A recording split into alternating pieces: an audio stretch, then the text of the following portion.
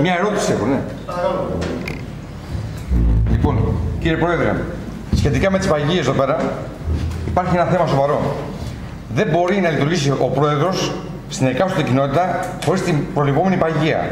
Να γίνει έλεγχος, άμα υπάρχει κάποιο θέμα με κάποιο Πρόεδρο, δεν μπορεί όλους τους ανθρώπους σε ένα σακί.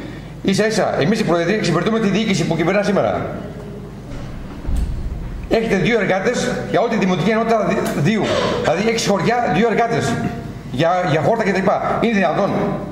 50 εργάτες κ. Κουλάρας που έχουν στο το Δήμο.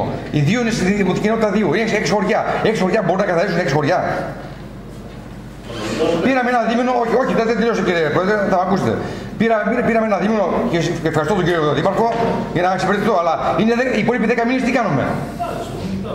10 μήνες δεν κάνουμε. Δηλαδή, εάν δεν μας βοηθήσετε και μας να μας στηρίξετε στους Προέδρους, και εμείς πώς θα πρέπει να δουλέψουμε. Αυτά είναι αμοιβαία, κύριε Πρόεδρε. Μην έχετε παράπονα μετά μου πηγαίνουμε στις τηλεοράσεις ή στα blog και βάζουμε φωτογραφίες από τα χόρτα που είναι ουρμάνια. Γιατί αν δείτε τώρα στο χωριό, θα δείτε στα χόρτα, οι κάτοικοι αυτή τη στιγμή δεν μπορούν να περάσουν στις στροφές. Γιατί δεν είναι καθαρισμένα τα χόρτα. Στα χωράφια. Ευχαριστώ πολύ.